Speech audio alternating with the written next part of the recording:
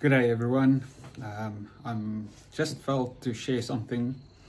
I think it was maybe Dad. And yeah, welcome to my channel. If you haven't heard me before, please watch my intro video to explain why I do this.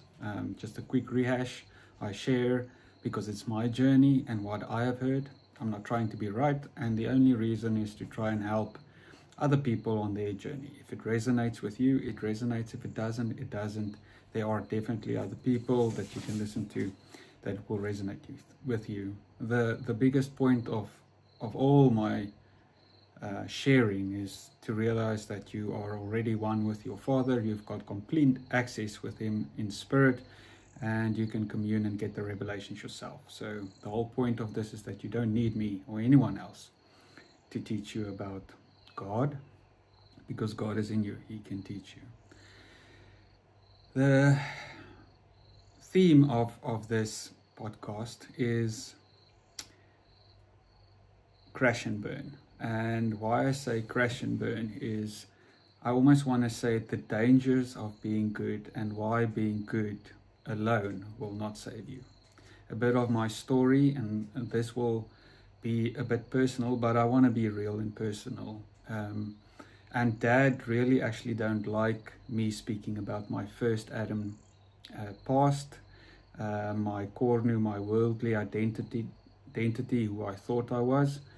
But he gives me permission every now and then to speak about it for the benefit of others. But he really wants me to focus on my identity in Christ, who I've always been, and how he sees me day after day, because he doesn't see me as first Adam and everything that I thought I was. He sees me as I am in Christ, and beautiful, wonderful King, priest, perfect, love, beloved Son, as he is. And a bit about my story. So I'm just going to focus on the religious aspect.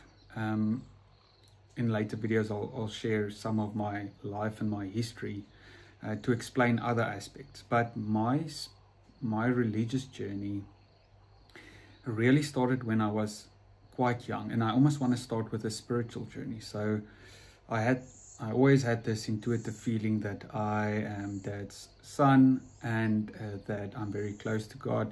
But religion entered quite soon in church and Sunday school, and me not really understanding why the cross was needed, because of how I have interacted with God and Jesus even at a young age.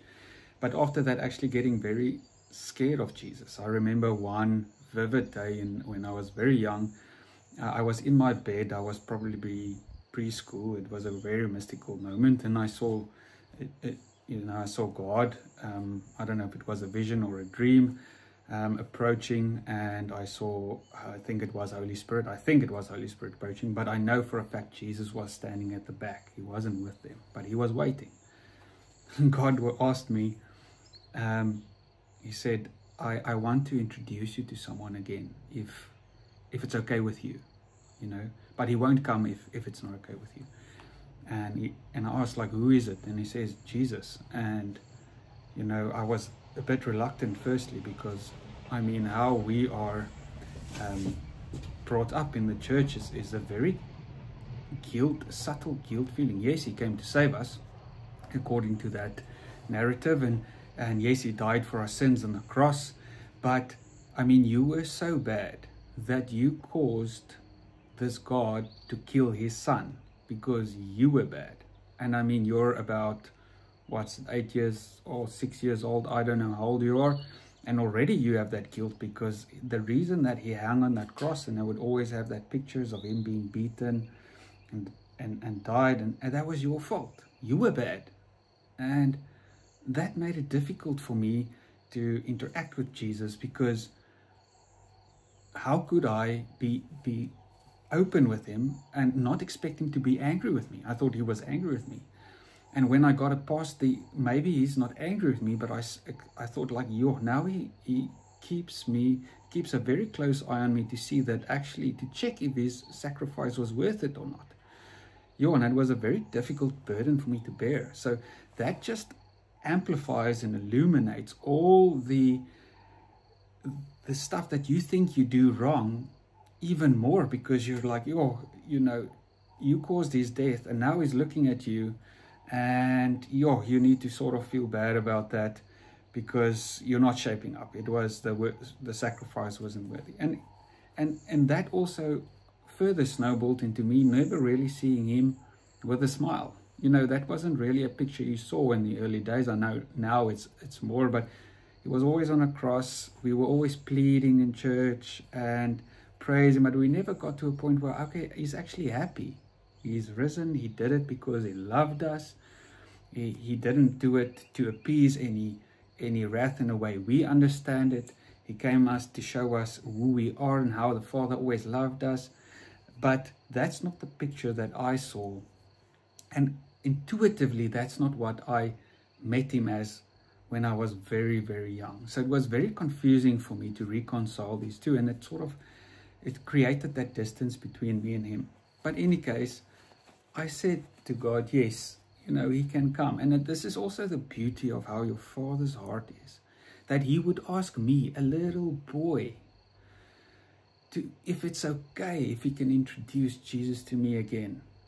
I mean, he didn't kick the door open. He didn't force me. He didn't tell me, like, why do you struggle? Why don't you believe him? You know, why don't you just fall on your knees in front of him? He asked me beautifully, softly, my son, will you allow him to come and say hello to you? Because he wants that closeness. He wants family. He wants relationship. And Jesus actually complied in that vision or dream. Again, I'm sharing my journey. He stayed back. Again, this King of Kings, this revelation figure, fire in his eyes, a sword in his mouth, you know, beginning and end, would hang back a bit for this little boy's heart to be okay with him approaching. Because that's what he wants. He wants real love. He wants real relationship. He wants authenticity. And he speaks in a still, small voice. That's why he wants you to trust him. You know, Chris Blackaby always states it quite well. He says God's love language is belief. You know, and you can't force belief. You can force compliance, but you can't force true belief. Belief comes by opening up your heart and allowing truth to set in. Any case, so that was an initial blocker for me, but I still had a very close relationship with God. And then I went through my life. I had some challenges in my childhood, and then around high school, I really sort of what you would call in the charismatic circles caught on fire for God, you know, and immediately jumped in, you know, started running some stuff at the local church, with the youth groups at school, getting the guys together, praying, you know. We used to pray in tongues. We used to baptize people. We even used to we healed people even at parties where we had been drinking, you know. And I'm just going to be honest, this is my journey. We didn't know what we were doing. We just were young guys, and we just felt this power, and we just went with it. And sometimes I think we make it so complicated that back in those days, when we were quote unquote less holy, we saw almost more stuff because we just went with it. There wasn't all these blockers. It was like, oh, there's power, oh, there's life, let's go with it. We don't exactly know how to use it. And then I tried my best and then it started becoming more and more religious, in the sense that I really tried my best to be a good man, a good son, a good friend, a good cell group leader, a good church leader. I tried to live righteously. I tried to say no to a lot of stuff. I failed in a lot of that, and that brought even more condemnation, because every time I went up to preach, which was my heart, to share the good news, how I understand it, to pray for people, I would always have this condemnation that I wasn't perfect, I wasn't shaping up. Did you know that you had a drink Saturday and now Sunday you want to pray for someone to be healed? You know, how can you do that? And that really bothered me, but I kept on pushing. And I realized that one day my family went through some trouble. It was just me and my mother at that stage, and she married, and at a point that also didn't work out. And, we had some financial difficulties and some employment difficulties. So there was a lot going on. And at that stage, I still tried to keep my girlfriend happy and be a good leader in that sense. I still tried to be a good Christian leader at my school. I still tried to be a good Christian leader at church. And then the one day with my cell group coming to my home, me and my mother was fighting. And, I felt very bad because tensions and stress were high at home. And I was preaching this God that wants to heal you and love you and prosper you. But in my life, everything was falling apart. So again, I also had that guilt and shame and challenges. One, that I'm not worthy of it. Maybe if I preach it, then I will become worthy of it. I'm not worthy of it because it's not being manifest in my life. So how can you practice what you preach, So there was a lot of condemnation set in. And at that point, I know one of the people there who ran the cell group with me came in and they said, sort of tongue in cheek, how we need to, honor our father and our mother. And I just felt completely depleted. Here I'm trying to help everyone. And literally I didn't even know where the next day's food is coming from. We didn't even know if we're going to keep the house. I had to wear clothes from my father who passed away about 17 years ago because we didn't have money to buy new clothes, and I was growing out of them. So it was a very difficult stage for me, and I was just completely depleted. And I sat at that table, and this is before I knew that I could be righteous, and I was the righteousness of God. So still, at this stage, I was very in the charismatic world, like God loves you, but you still need to live righteous. You're not righteous. You're actually a sinner, but you still need to honor God and work for God, and He sacrificed. You're not going to hell at that stage, that's what I believe. And you can work with the gifts of the Spirit, but you're not righteous. He's not pleased with you. That is not it. So, but if you just do good, if you just keep on, it doesn't matter. It's what we can sacrifice and how we can serve. So I was really doing that, and I sat there, and in that mindset, He told me to just open my Bible, and I got a Bible from a dear friend that I call a sister. I didn't have siblings, but she was sort of my sister, and I opened up the Bible, and it had the one sheet in there that was top to bottom, and it just said, "You are my beloved Son, in whom I'm well pleased." And that hit me like lightning. It struck me. I started shivering. I started crying. I immediately knew in that moment, even though it contradicted all of my religious teaching about how bad our sinner, how far we are from God. God is in heaven, we are here on earth. It immediately spoke to my heart, and I heard my Father say, "You, Cornu." I'm not talking about Jesus here. I'm talking about you, Cornu. You are my beloved Son, in whom I'm well pleased. I'm saying I'm at my lowest point almost, and you calling me your beloved Son, in whom you're well pleased. Beloved Son, I might get to, but well pleased? Impossible. But because He said it and it was so direct, I just accepted it, and I broke down. And for a glimpse, I really again had that open veil of how He felt about me, how He really perceives me. And that water just flushed through my heart. And I remember sitting there feeling so down in my old second-hand clothes, trying to be the best for everyone, feeling I failed, and this almighty creator of heaven and earth telling me, "Cornu, you are my beloved Son, in whom I'm well pleased." Now, that, in any case, it lasted, but it didn't last that long, because soon after that, religion sets back in. And this is again where I also want to encourage you, like when you get this revelation of how Dad feels about you, You know, it's like the parable of the sower and the seed.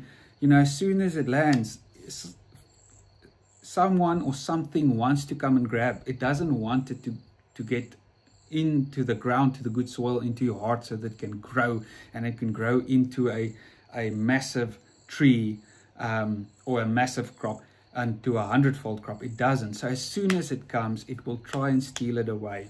And I didn't understand that principle at the time. So soon after that, religion slowly started seeping in again. And at the end, I still ended up giving into working, doing, trying to be a good boyfriend, trying to be a good son, trying to be a good cell group leader, trying to be a good school leader, trying to be a good friend, trying to preach to my friends as much as possible. And you know, I remember matric came, and at the end I went to varsity. And when I just got to varsity, I just went off the rails. I went off the rails. For that first week, I was drinking every night until 2, 3, 4 in the morning probably. I was having a jolt. I just went to all the shows, and I just let go because I had enough. I gave everything. I tried to be good to everyone, but I just, you know, it was just too big of a burden for me. And then when I got to home one night, I think after like the 7th night of just you know, being binge drinking and giving up, I was angry at God. And I remember I sat in the bathroom, actually on the toilet seat, not on the toilet, on the toilet seat.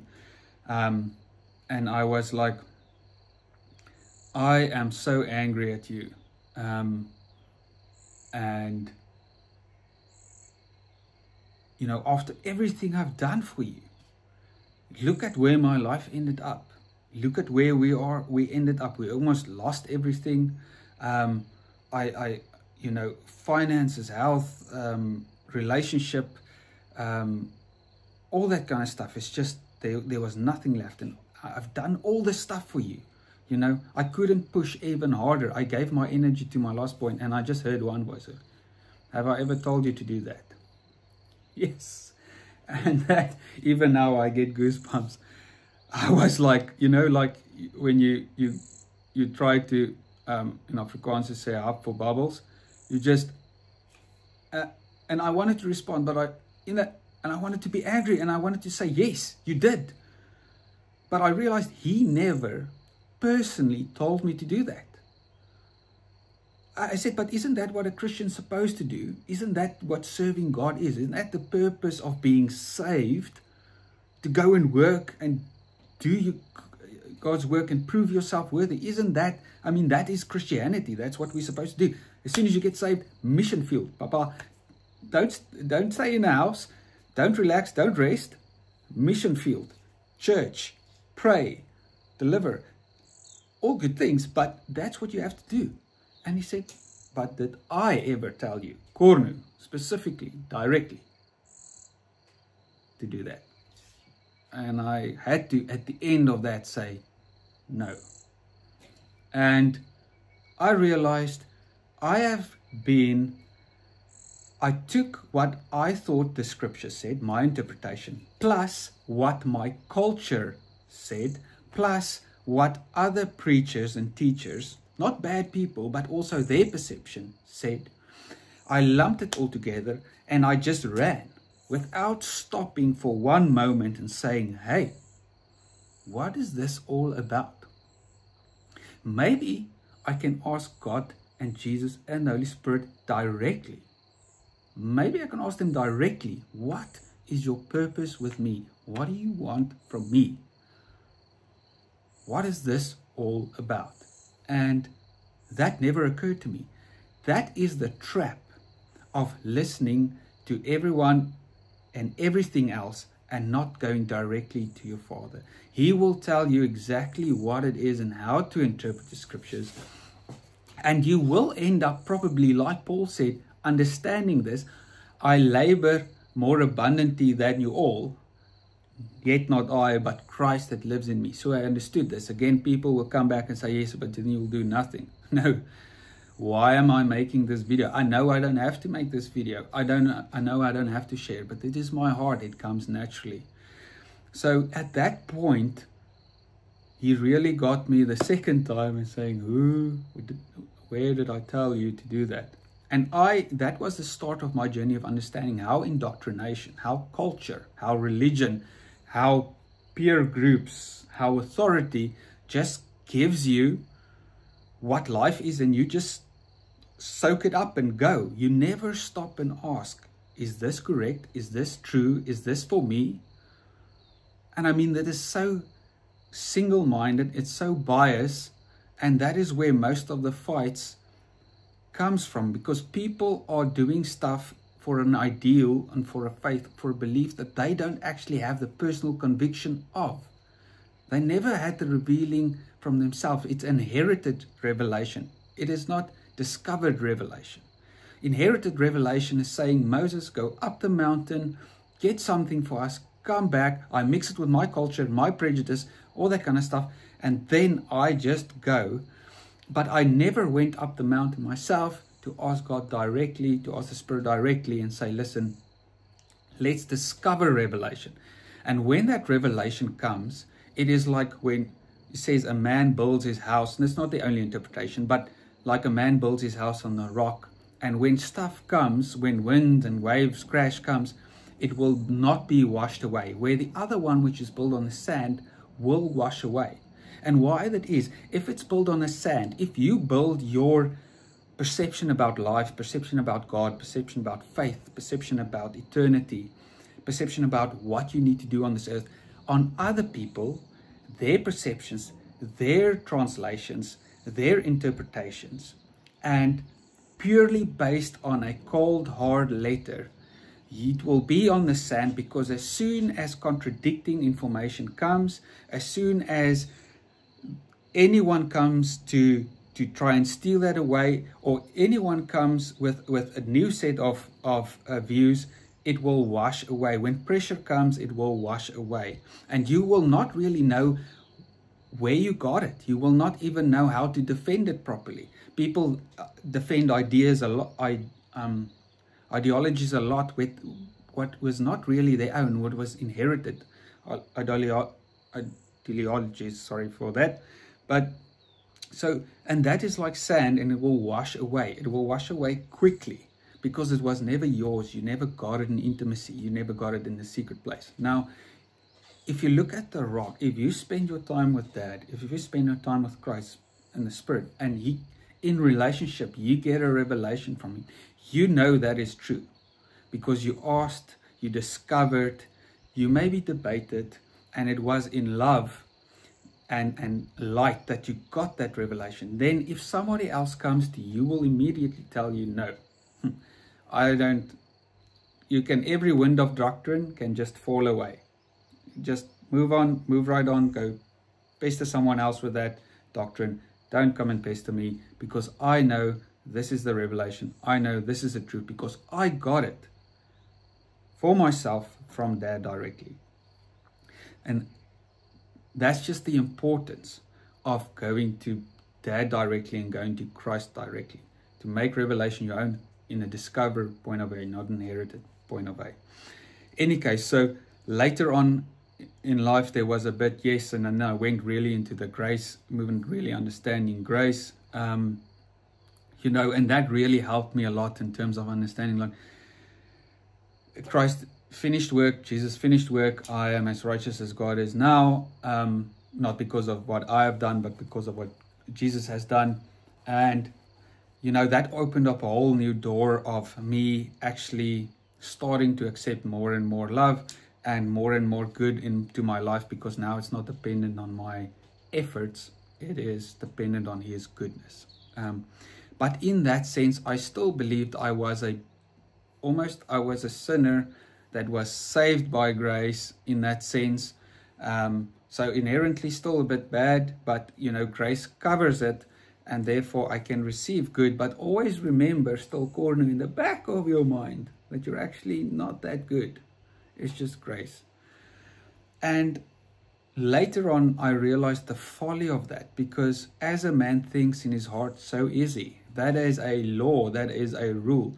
If you think you are a sinner saved by grace, what do you think you are? You think you're a sinner. And as a man thinks in his heart, so will he be.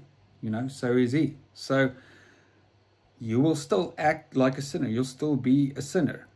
If conversely, if you think like what Jesus came to reveal, say, listen, we are one, and Christ in you, the hope of glory.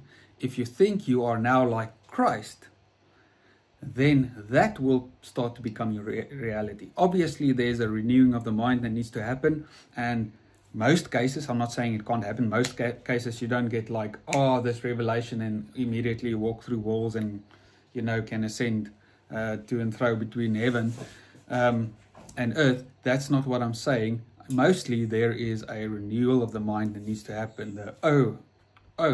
I now know I'm not first Adam nature. I am Christ nature. How do I renew my mind to accept that fact? So it was, and that still led me to a very hard abrupt stop in my life. Because even understanding grace, but me not being fully in Christ from the foundation of the world, actually my true origin, my true nature is like Christ. And that's what it came to reveal, brought me back to the thing that I still needed to sort of prove my stuff. I still needed to work a bit. I still needed to be good, because that's still expected of me. And obviously we need to be good. I'm not saying we're not to, but where does it come from? Does it come from first Adam effort, first Adam trying to be good? Or does it come from sitting in sonship and letting the Spirit just manifest himself through you? The Spirit knows exactly what to do. It's effortless. That's what I've realized. Effort, sweat on the brow, that comes from Adam trying to do stuff. That's not how the Spirit works. In any case, so I then got back into the cycle again of working, but with a grace mindset. It's grace, but now I still need to be a good man. I still need to be a good brother. I still need to be good at church. I still need to spread the gospel, and I still need to. And I tried my best throughout my life to be the best that I can be.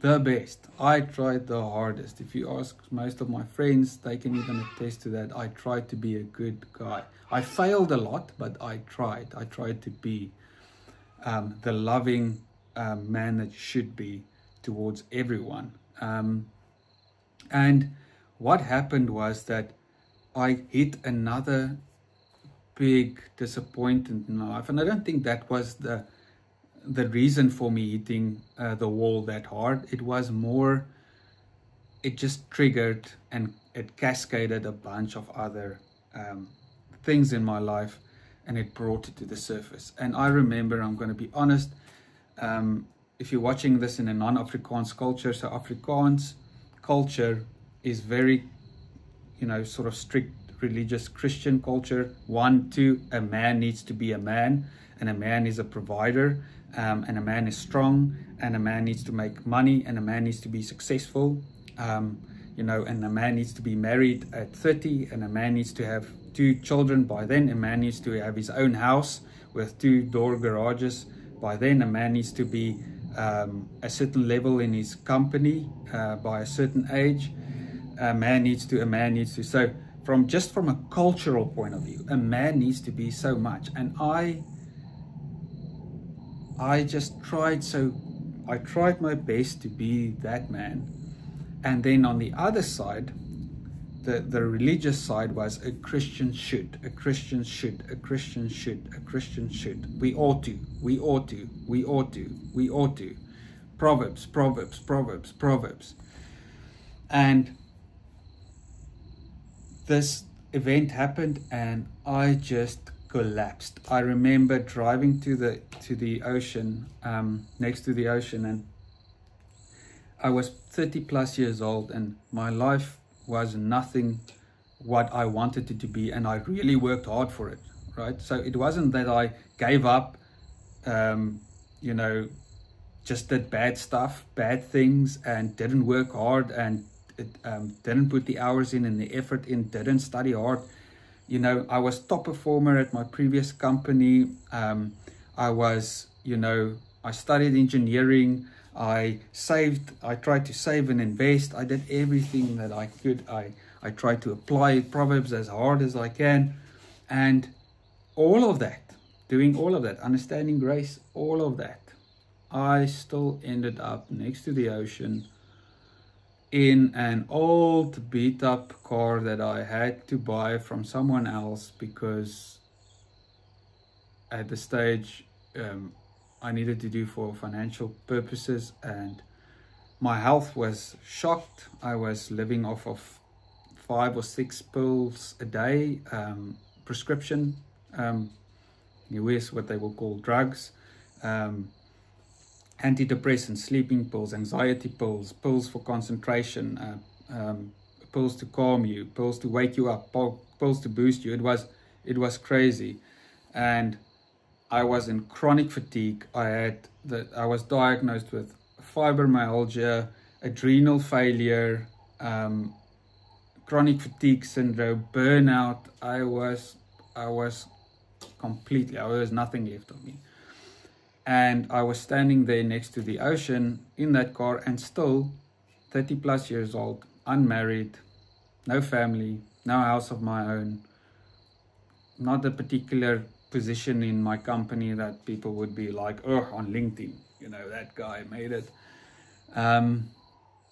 Feeling that I didn't have a good I failed even my mother. I failed, you know, my friends in being who I should be. And in relationships also, I couldn't make a relationship to work.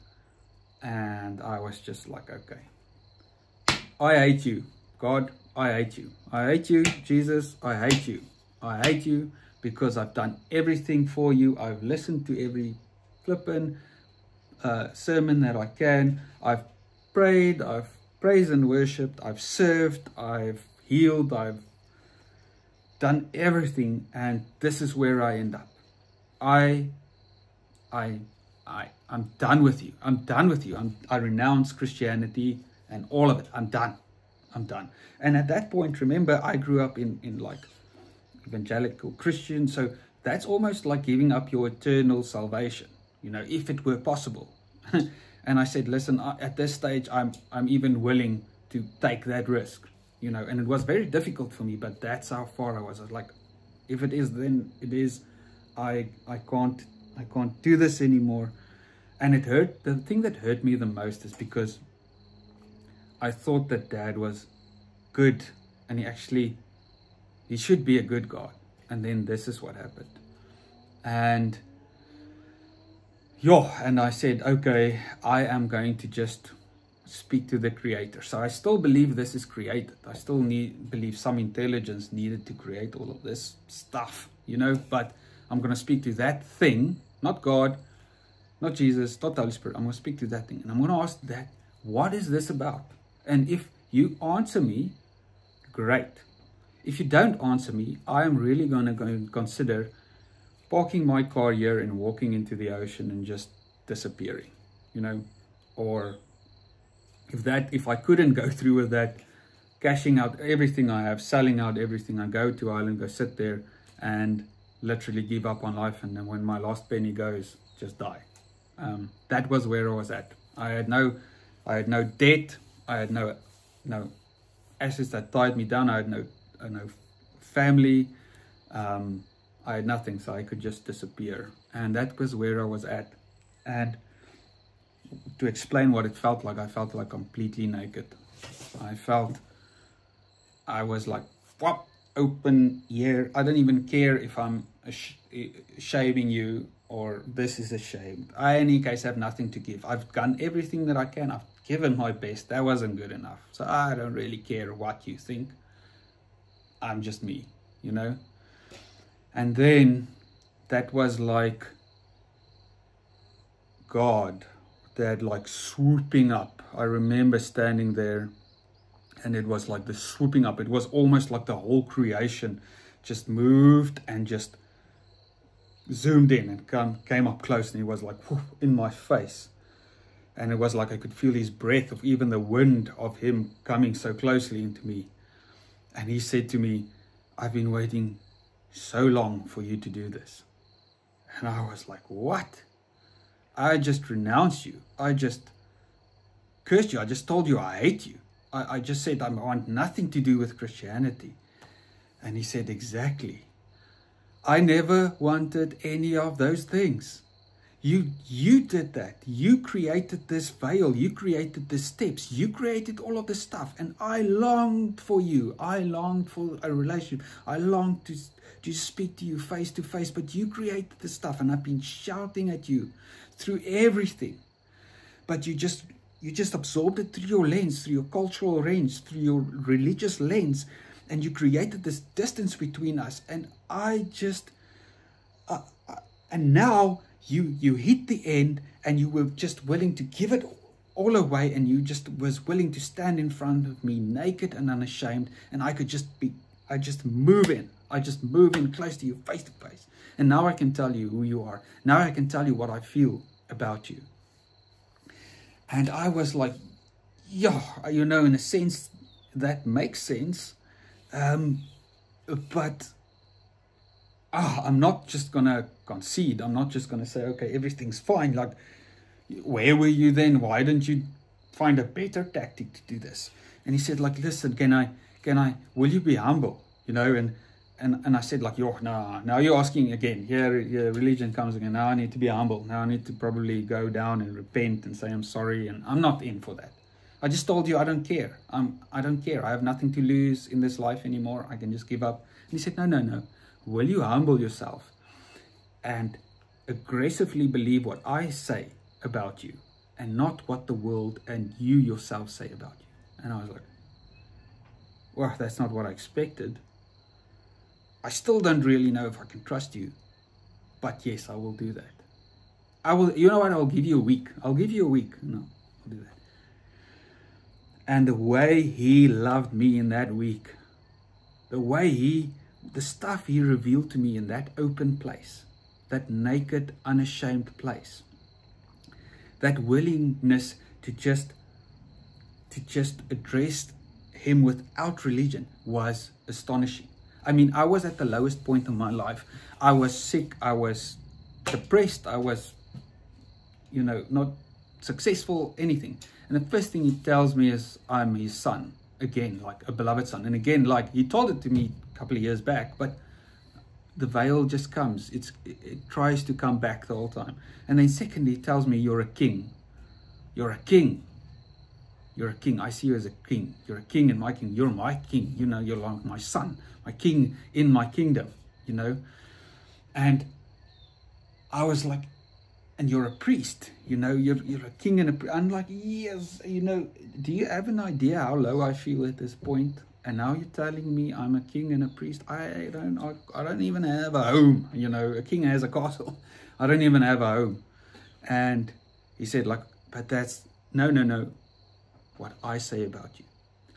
And it gave me this verse, let God be true and every man a liar. He said, every man, even your mother, even your closest friends, even your religious friends, all of them are liars. The only word you listen to me is mine. The only word you listen to is mine. The only tongue you listen to is mine.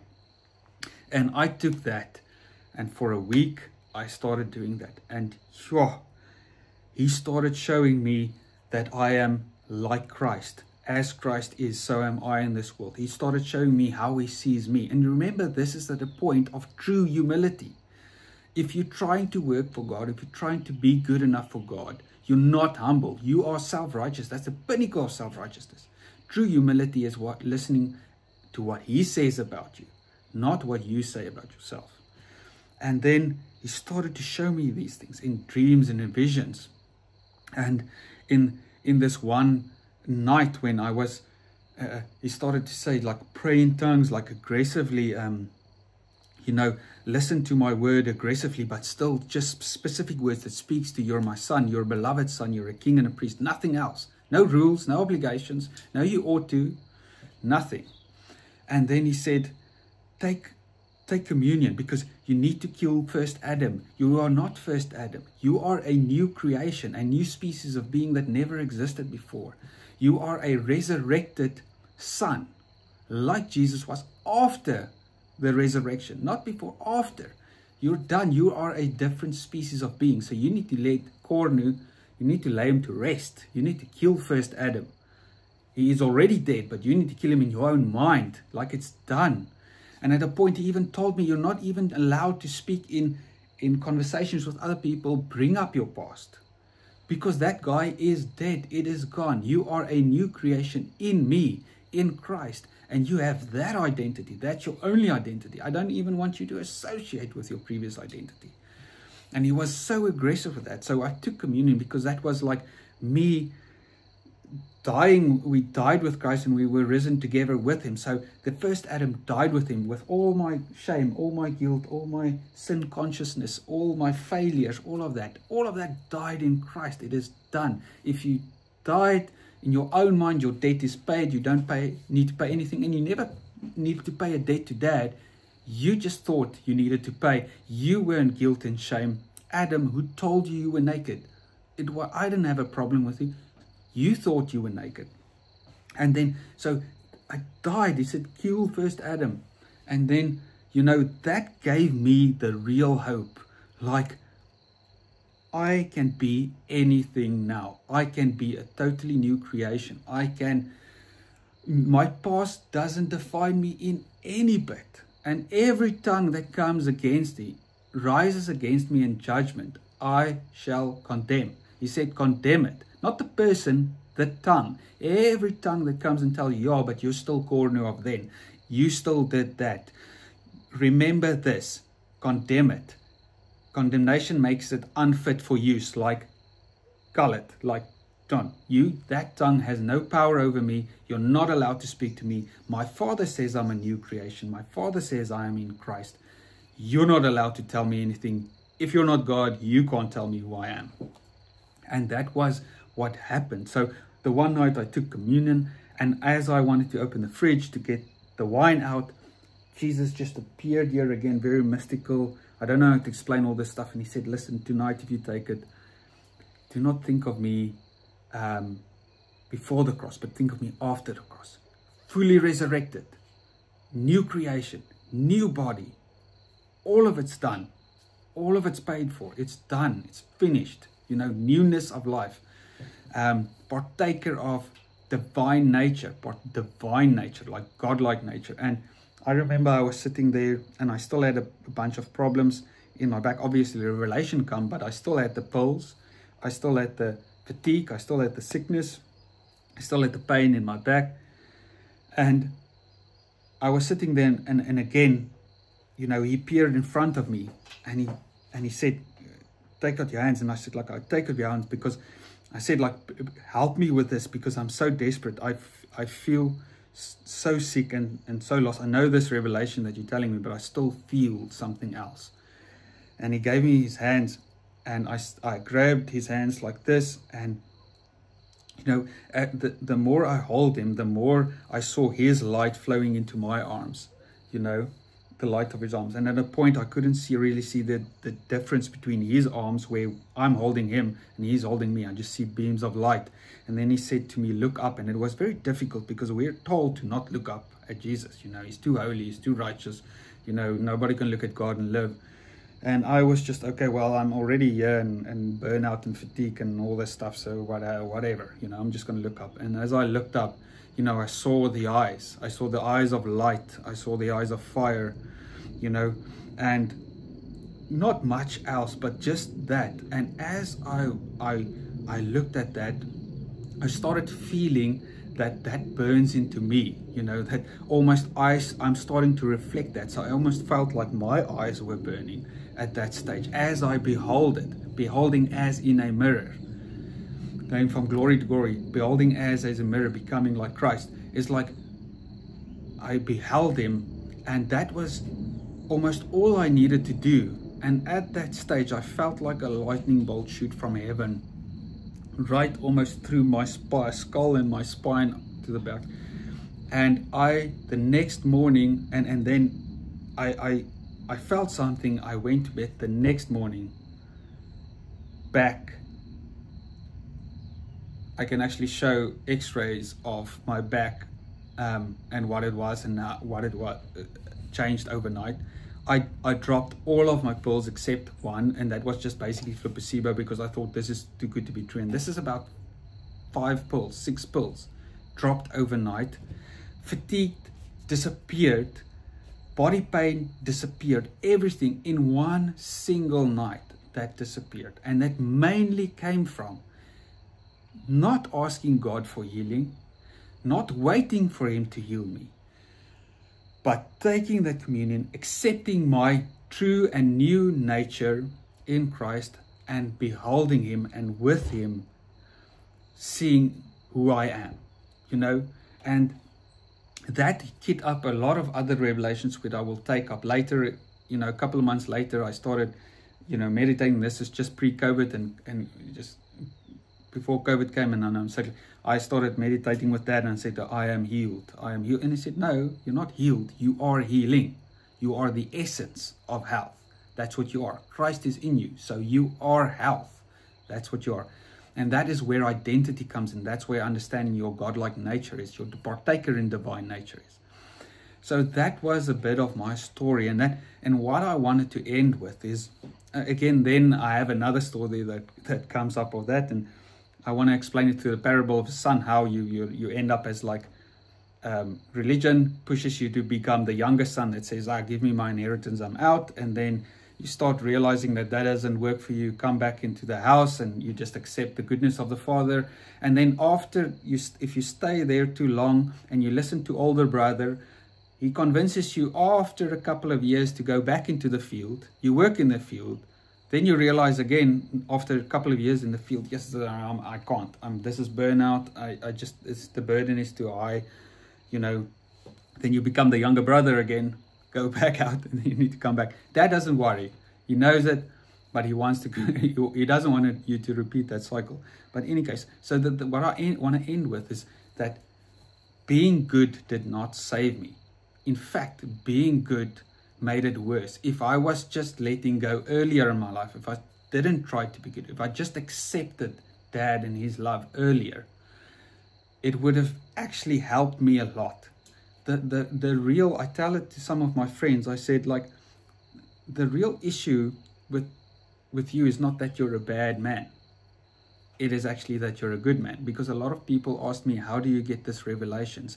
How do you see these things? How do you manifest these type of miracles? And I wanted to tell them, like, the main reason is because I crashed and burned, and I let go of myself and my first Adam identity, and I accepted the Christ identity because I had nothing to give. This first Adam identity in my own mind failed, and I needed to take that new identity, and I started living from that identity. Your biggest issue is that you are still trying to make the first Adam a good first Adam, and you are a good first Adam, and that's the biggest prohibitor of you receiving this. Because you're good, you don't really know how much you need to let it go and just accept the Christ identity. If you're a good man, if you're a good stand-up guy and a citizen and in your church and your cell group and all that kind of stuff, what reason is that for you to say literally, I need to let all this go and I need to just accept my Christ identity? You don't have that motivation, you don't have that push, because things are actually going okay-ish. People see you as a good man. You have to uphold a certain level, whereas an evil man would very quickly realize that, hey, this is not working. You can see it isn't working, and that's the dangers of thinking being a good person will save you. I'm not again saying being good is a bad thing. I'm saying it won't save you. I'm saying that's not where love and salvation, revelation comes from. If you start living in the Spirit will authentically be good through you effortlessly. it won't be effort. If there's effort for you to be good, then it means you're doing it out of first Adam and not out of Christ identity. So everyone, like you, again, this is my story. If you're a good man, you don't have to crash and burn. Of a good woman, you don't have to crash and burn to get this. Just accept you can have it right now. You can drop the first Adam identity right now and accept the Christ identity right now. Don't go through the process that I went through.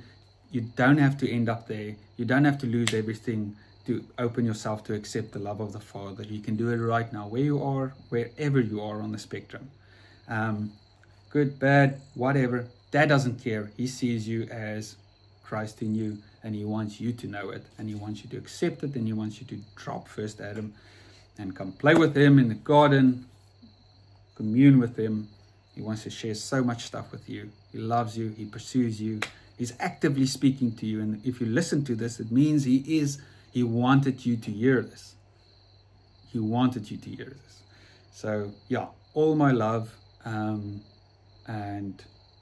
yeah, share. If you're keen to share parts of your journey, how Dad revealed his love to you. Goodbye.